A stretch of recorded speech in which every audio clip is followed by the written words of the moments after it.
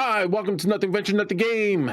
I'm your host with the most, your GM Jared, and today I'm joined by Steve. Yep. And we are talking about the hot new topic, and that is the release of Abomination Vault, a Pathfinder 2nd Edition campaign, now being released in October of 2022 for 5th edition. And it seems to have sparked some kind of conversation, which is always great. Conversations are always great. And yeah, we're just chiming in on this because we started Pathfinder 2nd Edition. We started, me, Steve, and our Nothing Venture, Nothing Game, started playing Pathfinder 2nd Edition back in its beta test, when every week we would show up to the game store having to change characters, features, and just rebuild characters because, well, it was still in the beta test. And now we're seeing this, and a lot of our group, we've had this conversation. A lot of our group is like, where do we stand with 5th edition? Do we want to play some of the 5th edition stuff? I still want to play Call of Netherdeep, which just got released, and I'm super excited for. And some of my other players, aren't a huge fan of 5th edition. They're not haters. They're just like, it's great for the system, but they want more. So this is kind of the conversation we're now having internally is, not that we're going to like turn and like just about face go all in and be like, 5th edition. Yeah, get the bell, Steve. The end is here. What's the meme with Homer Simpson where he's just the GIF or GIF and he's walking with the bell? So we're just having the conversation, and that's all this is a conversation. Want to throw our 2 cents in because you could see me playing, me and Steve playing Wednesdays on our Twitch channel, and then you could see me running on Dead Aussie Gamers channel, the Rise of the Rune Lords, but converted in Pathfinder for Pathfinder 2nd Edition. So I'm a huge Pathfinder 2nd Edition player. I'm in. I'm all in. And this popped up, right? This popped up. We started seeing it everywhere. We're like, oh my God, what's happening? It was apocalyptic. The message boards, Reddit, just very apocalyptic, right? Like it was like end times conversations, right? And I kind of understand it, right? Like I kind of understand, and let's hop into this conversation. I kind of understand it because this was okay. So let's talk history. So for many people, and for the many new players joining us, Paizo used to make 3rd edition and 3.5 Dungeons and Dragons stuff. If you know the history, they were playing 2nd edition, Dungeons and Dragons and stuff like that. They were making stuff for 3rd and 3.5. Then the dreaded 4th edition happened. Ooh. And the schism. I call it the schism because that's a great word, right? Like the schism happened, and people like fled en masse away from Dungeons and Dragons. It was honestly like their apocalypse for Wizards of the Coast and Dungeons and Dragons. They lost many faithful players. A lot of people weren't buying the new 4th edition stuff, and for whatever reason. That's when Paizo created Pathfinder. Pathfinder came out. Rise of the Rune Lords was their first adventure path. It's one of the best adventure paths out there if you ever get a chance. It's very monster of the week, but instead of like of the week, it's of the book because it's 6 parts. So the first part you start with goblins, and at the very end it's like dragons and arch wizards. So it's pretty epic. Yeah. So the Pathfinder, just to give a context, so the Pathfinder system was very much a retooling and you could say an improvement on the Dungeons and Dragons 3.5 edition of the rules. So a lot of people coin it as Pathfinder 1st edition is D&D 3.75 is like a kind of a joke. Yeah, it was the 3.75 edition, and that was how Paizo kind of became Pathfinder. Pathfinder was actually quite dominant in the 2000s. They probably, like, in my eyes, they were very dominant because I was playing Pathfinder. Obviously, when I would go to the local game store, there was a lot more people playing Society than there were playing the Dungeons and Dragons stuff that was happening. At least in my area. Could have been different in your area. So now we see this 5th edition book coming out, right? Abomination Vault, which if you haven't, it's a 3-book AP currently out for Pathfinder 2nd edition. It's actually really great. It's an old school dungeon delve, great storytelling, great writing, and it's one of my favorite adventure paths. I'm still dying to finish it. Looking at you, Steve. And we need to restart that whole process. Yeah, we'll probably reset. But it's really fun, especially now I want to be a gunslinger in the dungeon and just shoot a gun and have everyone hear me. But it's a really old school dungeon delvey story, and it has like a mystery behind it, and there's monsters, and it's really cool, really cool. And now they just released, and they said, hey, listen, we're doing a hardbound copy of Abomination Vault, but the caveat is we're releasing it for 5th edition. Now, Steve, being the great assistant and producer, did research. Steve went in, and I don't think Steve was mad. I think Steve was just like, I want to know what I'm about to talk about before I talk about it, which is acceptable. I do the complete opposite. I don't know what I'm talking about, and I just go off of my heart. I'm the heart planeteer. I'm the wizard of the group. Steve's I have to do my research. Yeah, I'm the bard. So that's how we work. So Steve did his research, and Steve hit me with something from GameOnTabletop.com, and it was something for Kingmaker that happened in 2019 and 2020. So this isn't old. This is brand new for Kingmaker. And they released, and what did they release for Kingmaker? It was the 10-year anniversary. And what was the release? So what had happened is, so first things first, Kingmaker was actually a video game based on the Pathfinder system, I believe, first, right? Yeah. So Kingmaker was an AP, and it's honestly, if you go back and you play like old editions of Pathfinder games, like if you're playing 1st edition versus 2nd edition, Kingmaker is an amazing campaign. Yeah. Honestly, one of the best hex crawl adventurers ever. And then I believe Owlcat Games turned it into a video game. Video game. Yeah. Very similar to Wrath of the Righteous, which is also now a video game. So first things first, that Kingmaker came out at least about 10 or so years ago for 1st edition. And like I said, at the 10-year anniversary of Kingmaker, they decided to do this kind of Kickstarter campaign. This is, I believe, after the video game had came out and kind of gotten everyone kind of reinterested in the Kingmaker, the Kingmaker concept and the game. They came up with this, like I said, this crowdfunded style of get in while it's in, and they were offering Pathfinder 1st edition, kind of like a new revamped and a couple extra add-ons for the original 1st edition Pathfinder 1st edition Kingmaker, Pathfinder 2nd edition Kingmaker, and as well as a 5th edition version of Kingmaker, where, like I said, they even include an even add-on. It would include a bestiary for 5e to convert some of the things that weren't in D&D, so you don't have to convert it and you don't have to go find all these monsters. They were doing a conversion for you, so you didn't have to get into it. So this is not so Kingmaker is the first time that they actually did a legit release of one of their products for 5th edition. Now, albeit I believe this is a one and done thing. Like, it's not on I can't find the 2nd edition version of Kingmaker on Paizo's website. I can't find the 5th edition version of Kingmaker on its website. And the only thing I can find of Kingmaker for 1st edition Pathfinder is the old PDF only version, because all the original copies had sold out.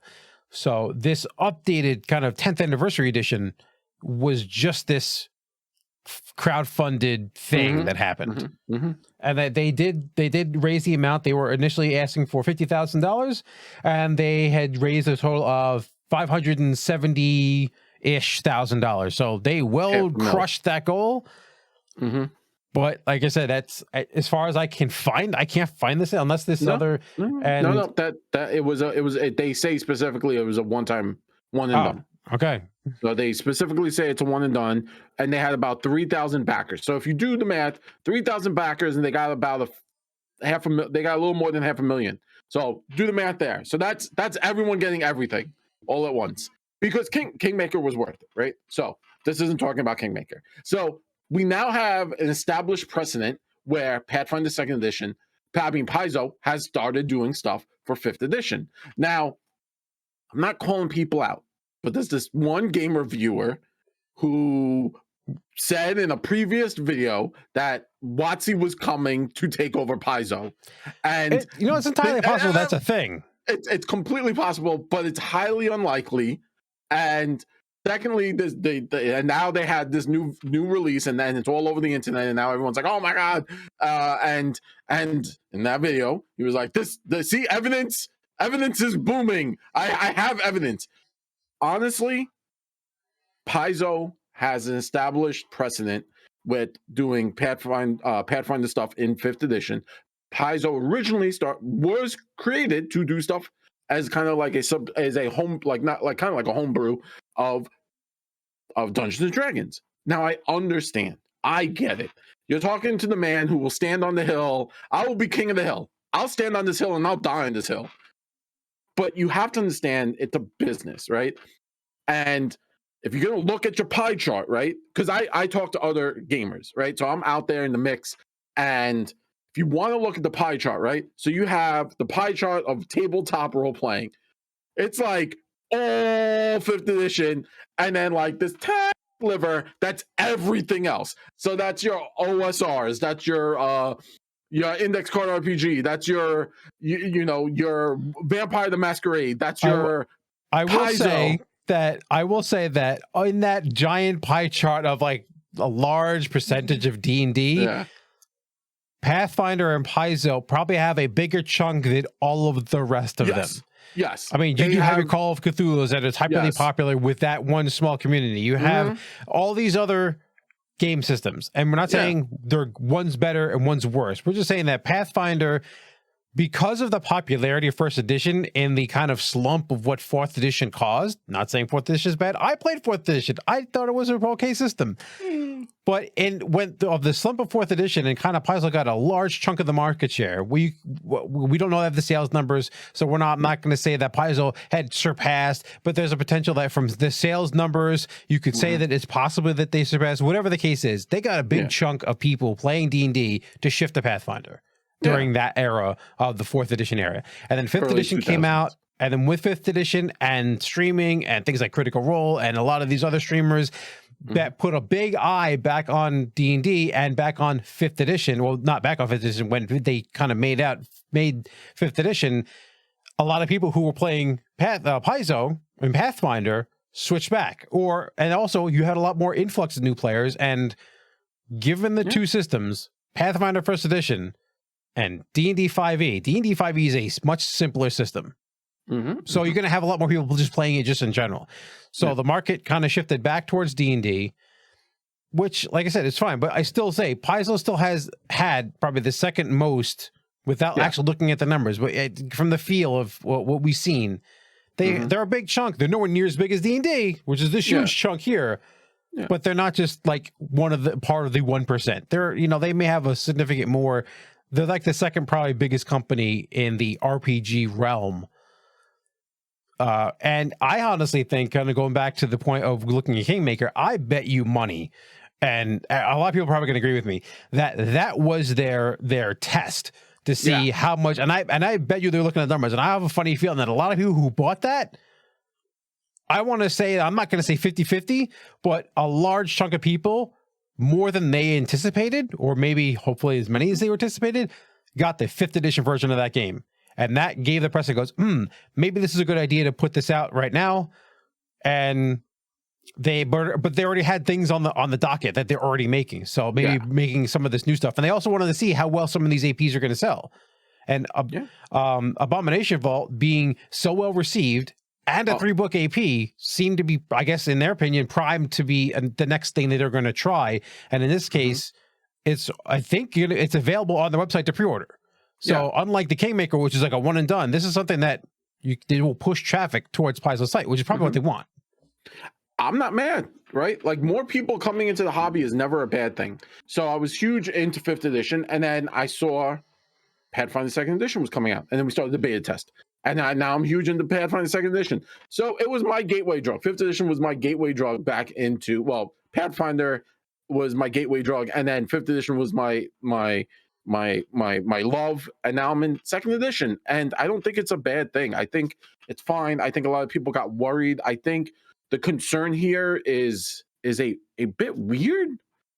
I don't know. I have a reason why people are concerned. I slightly share that concern, but I think it's overestimated. So my concern, and a lot of people's concern, is Paizo, as we know, and we keep kind of making this point, and other people who are talking about this also make this point, Paizo is not a large company. Like, in the realm of RPG developers, you have D&D is enormous, right? Because we know and WotC and Hasbro money and all that stuff. Then you have probably the next biggest one is Paizo, but significantly smaller than D&D. And then you have everyone else. Yeah, Not throwing shade, like but just talking about size of company and ability to push product and how well the name is known, right?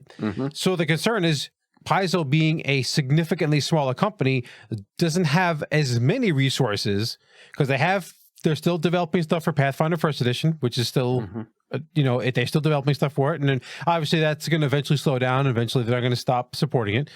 They have the new system, Pathfinder Second Edition. They have Starfinder. They still have a lot of properties, and they're coming out with APs, and they're coming out with 3-book APs and 6-book APs. They're coming out with, they have a society team. I'm assuming that they're coming out with society missions. And like I said, they're still, from what I'm aware, they're still coming out with 1st and 2nd edition versions of all their society missions.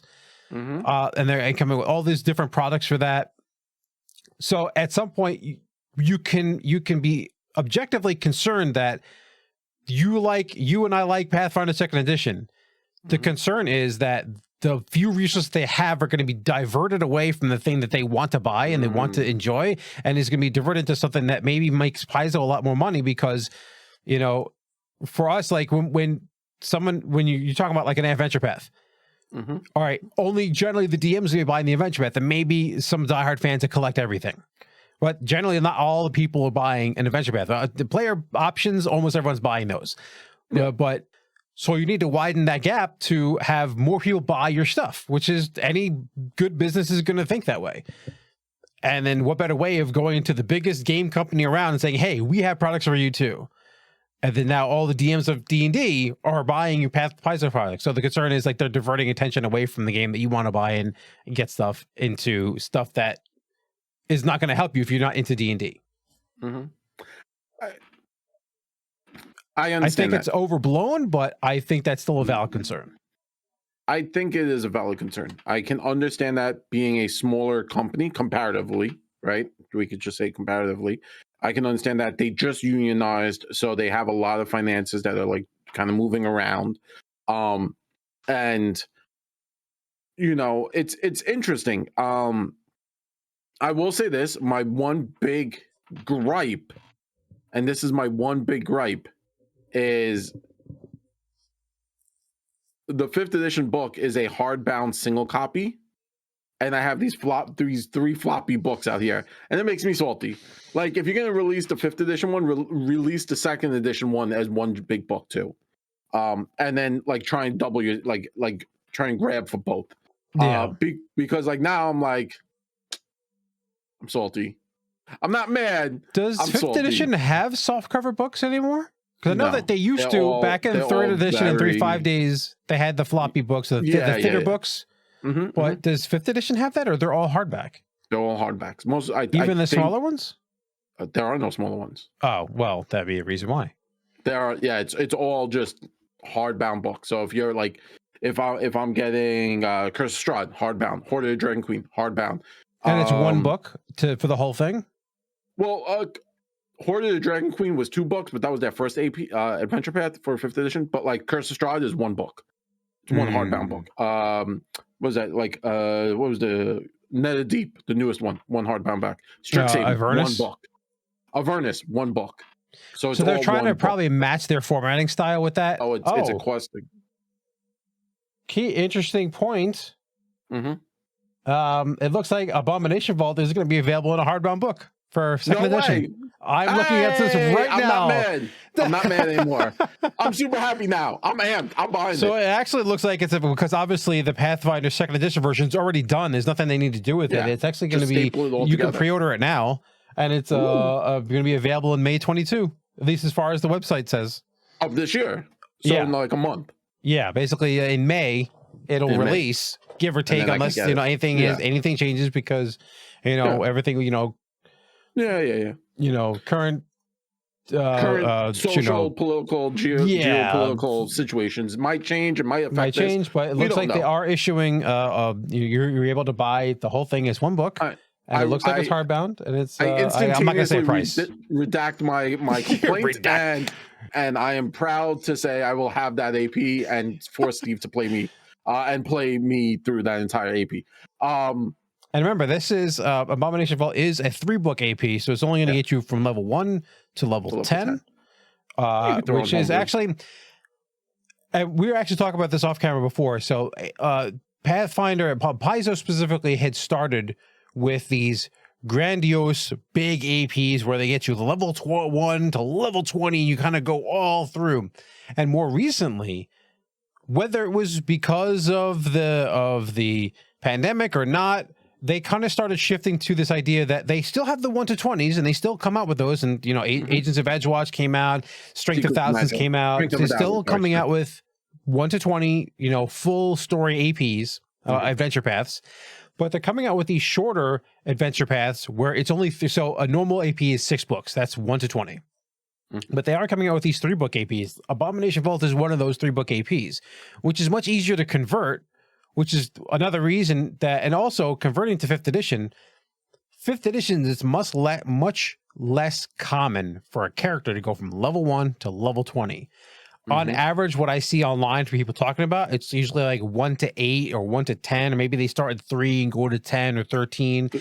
Playing super high level D&D characters. I'm not saying no one does it, but for the most part, the average player does not play to level 20. Even in, I will say, even Pathfinders, it might be more common for them people not to play to high levels, especially with these shorter APs.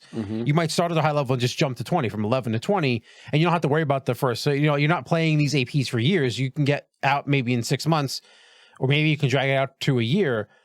But then you can always have like another story, like one we wanted to play was the Phoenix, the Phoenix. Yeah, Ruby Phoenix. So these 3-book APs are also easier to convert, so it's less cost for them to be able to convert it to, and also maybe more desirable from the D&D perspective, because people are like, oh, well, I'm never going to get to 20. I'm not going to buy that AP that gets us from 1 to 20.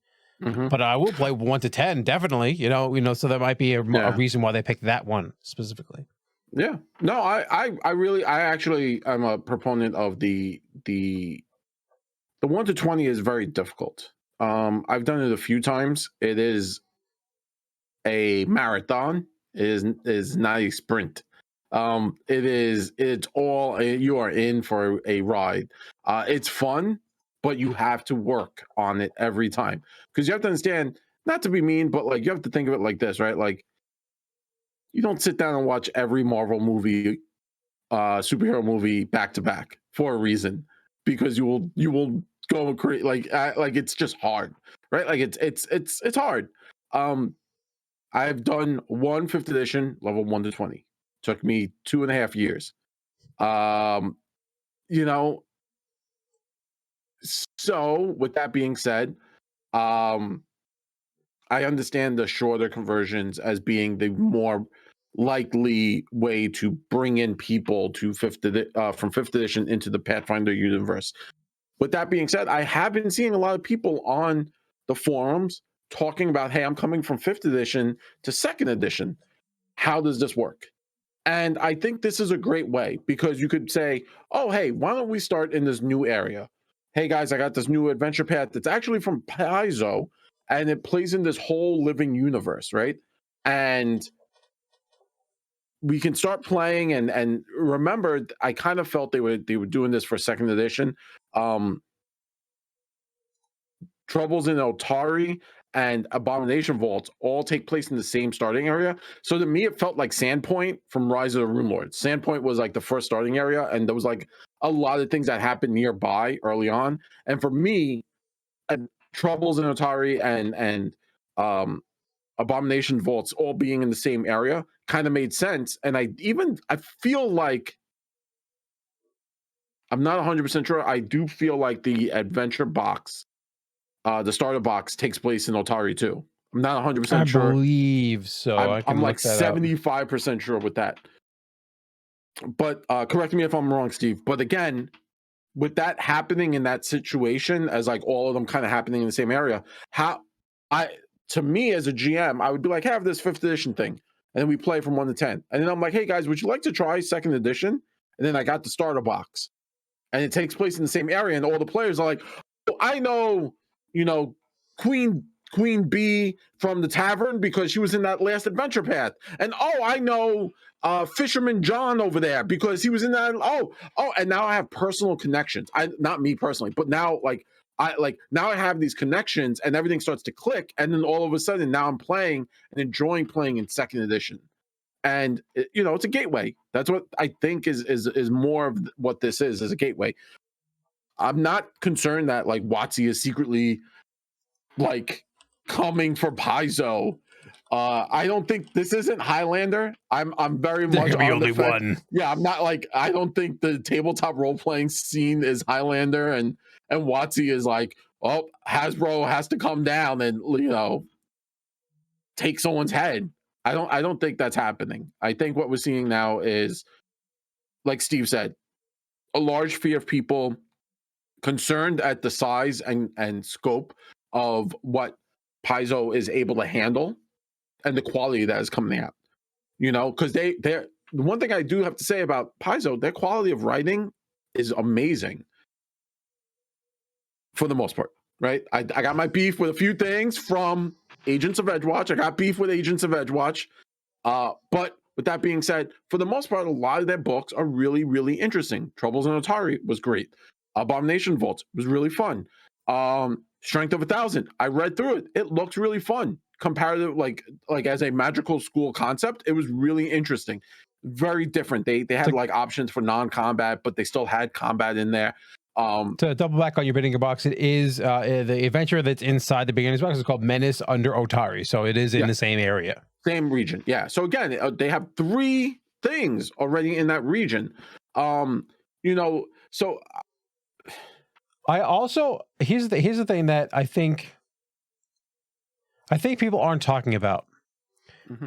If Paizo itself was literally grinding all the gears to a halt and saying, now we're okay, now we're a 5th edition supplement company.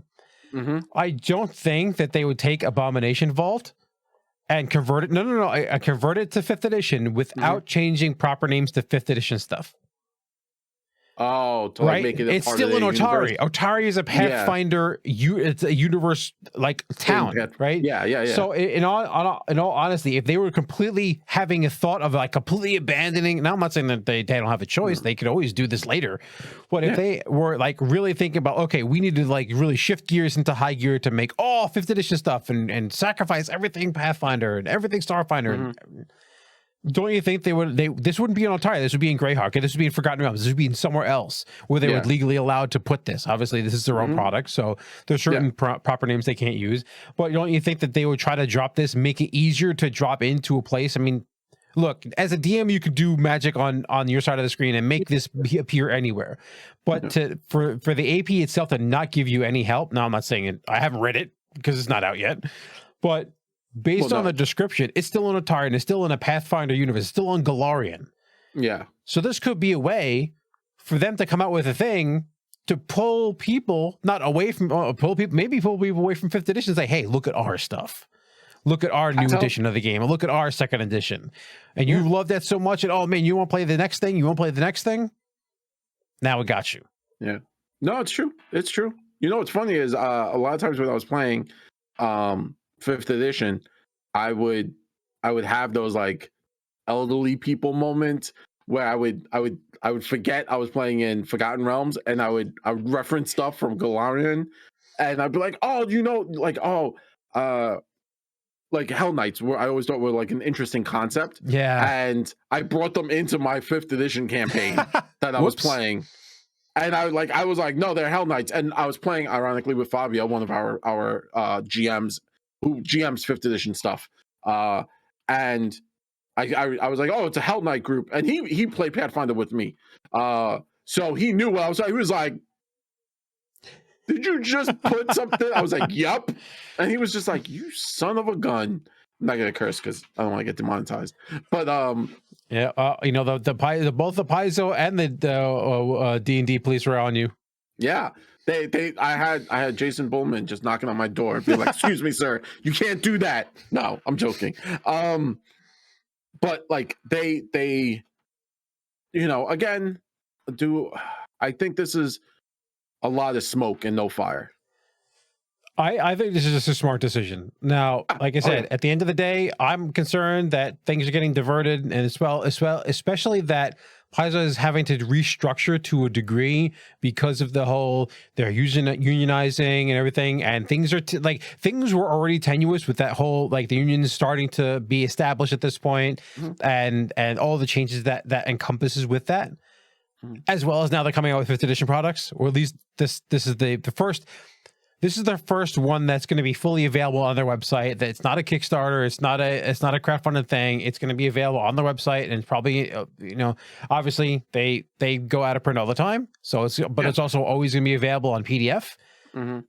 It could be a sign of good things where they can get more resources to make more Pathfinder stuff, but it also could be they figure out that this is way more profitable, and then that may be something that could be concerning later down the line. We don't know. Yeah, I think I'm gonna stand on the. I'm super happy that like they got in their union. That's a good thing. It helps out everyone that needs to be helped out. Unions aren't terrible. Coming in New York, my parents were in union, so I'm very pro union. But my wife's in a union. She hates it though. They're not a good union. They've actually tried a few times to like restructure within the union, but with that being said, I don't think this is because of the unions. I think maybe it might have spurred things on, but also I think I again stand on I think it's a lot of smoke and no fire. I don't think we're going to lose a lot to 5th edition.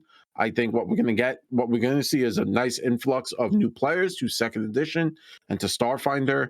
Probably not to 1st edition because that's a lot complicated. Like I complain 2nd edition is complicated, but 1st edition is like bring your calculators, your protractor, and your 36-sided die. And secondly, because I'm excited to see an influx of new people to our hobby, to this side of the hobby, to this side of the pillow, the coin, whatever you want to say. I'm excited to see it because it brings new ideas, new people. Maybe it brings new writers that might bring new concepts and who are like, oh man, it'd be cool. Like we got this whole section of new, what is it called? Where the spaceship crashed? Not Numenor. And to touch base on that, it's Numera. Oh, Numera. Okay. Numera. I'm always thinking of Numenera from Monty Cook's system. The Monty Cook system. Yeah. No, it's Numera. That's why I was like, I definitely am saying this wrong. It's Numera. But yeah, I'm with Steve. I really want more stuff. I'm a stuff goblin. Just give me more stuff. I will collect it all. I'm the worst Pokemon trainer out there. I got to have it all. I need it. No, I don't think this is going away. And I think there are those. And time will tell. It really comes down to time will tell. Yeah. I think there's some doomsayers out there who are just ringing that bell hard. But with that being said, I think this is a good place to stop. We both kind of had like a nice conversation. I think we both kind of stand on Steve's hesitant on what's moving forward. He just doesn't want to lose the quality that we have. And I'm optimistic on what's coming forward. I'm hoping we get an influx of new players. I'm hoping we get more stuff, more, maybe it brings in more writers, and it brings in more money so that they can release more hardbound books from my goblin-y hands. But with that being said, let us know what you think in the comments below. Are we on mark? Are you pro this? Are you anti this? Do you think this is just getting blown out of proportion? Do you not play any of these systems and you're like, Call of Cthulhu's coming for everyone? Let us know in the comments below. And of course, if you can, please do the like and subscribe thing. It really helps out small channels like us, indie channels. But with that being said, I'm your host, your GM Jared, and Steve, thank you very much. So we will see you all in our next video, you filthy scallywags. Bye. Later.